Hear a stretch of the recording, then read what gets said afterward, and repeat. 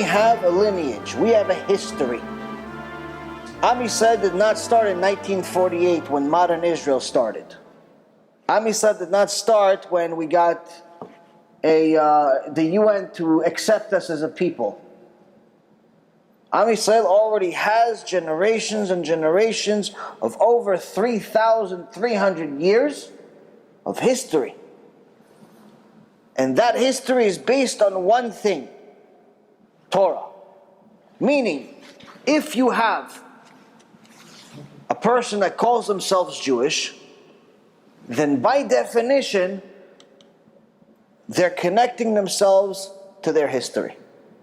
They're connecting themselves to their lineage. You cannot be Jewish without connecting yourself to your lineage. Why? Because Judaism is a religion which is dependent on your forefathers. It's dependent on something that started 3,300 years ago. It's not dependent on Eretz Israel. It's not dependent on Israel, the country. It's not dependent on politics. It's not dependent on Netanyahu. It's not dependent on Obama. It's not dependent on missiles. It's not dependent on war. It's not dependent on anything, on Zionism. It's not dependent on any of that. The only thing it's dependent on is on the Torah. The Torah that started 3,300 years ago that we got then. That's what it's dependent on. Meaning, if you want to call yourself Jewish, you must be connected to this Torah. The fact that your mom is Jewish shows that you have an easier way in.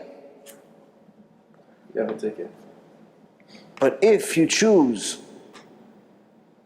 to disconnect yourself, then you could be like this famous story that happened not too many years ago in an Israeli prison. There was a very famous Palestinian terrorist in the Israeli prison who tells a story.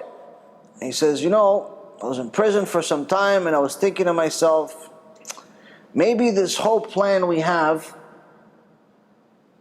of getting the Jews to go away and give us the country, maybe it's just not going to work. Palestinians are just not winning. They're not winning. The Jews keep growing, building, and we keep losing. What do we got? A few rocks, we kill a few people. So I thought maybe this plan is not going to work. But then one day I'm in prison, and I see that the guard is eating pita. Eating pita.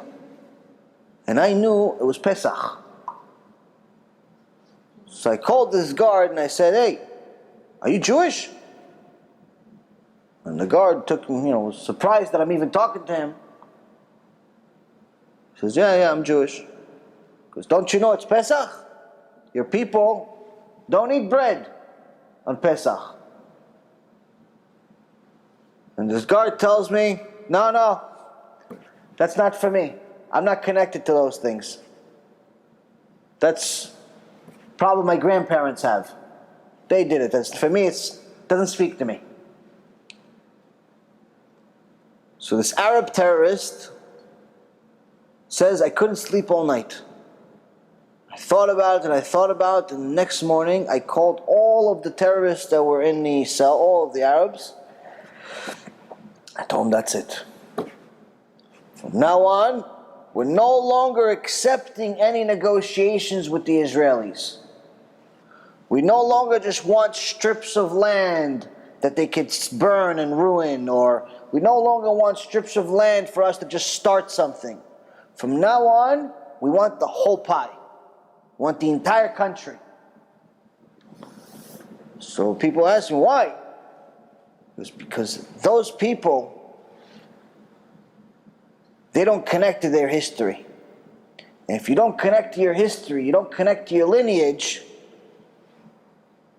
you're a beatable nation. If you don't connect to who you are, to your past, then you have no future. Because we, the Arabs, the Palestinians, we have a past. We connect to Muhammad and this one and that one. We connect to our past. We're going to win the war.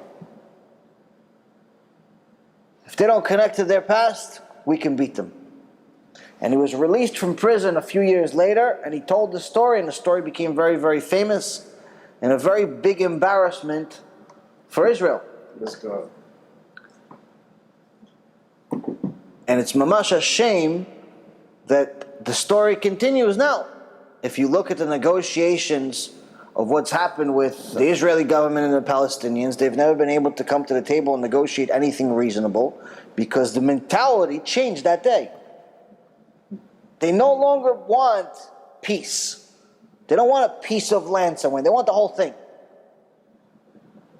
That's the reality. Why? Because they say, listen, we don't connect to our past. We don't want any connection to Moshe Rabbeinu. So if you don't want any connection to Moshe Rabbeinu, what gives you the right to keep this land? And they're right. The only reason why we have rights to this land called Israel is because HaShem gave it to us. HaShem gave us this land. He gave it to Moshe Rabbeinu, He gave it to Am Yisrael, He gave it to Avraham, Yitzchak, and Yaakov. Called it Israel, it's your land. Now if you say, I don't want to connect to this Avraham, Yitzchak, and Yaakov, I don't want to listen to what Moshe Rabbeinu says, I don't connect to them, I don't care about them, then you have no right living there. That's the reality. If you say you have a right to live there, that means that you're connecting to the history. Okay, but you can't just be selective with what you connect to. You can't say, no, I connect to Moshe Rabbeinu, but I don't want to listen to anything else he says.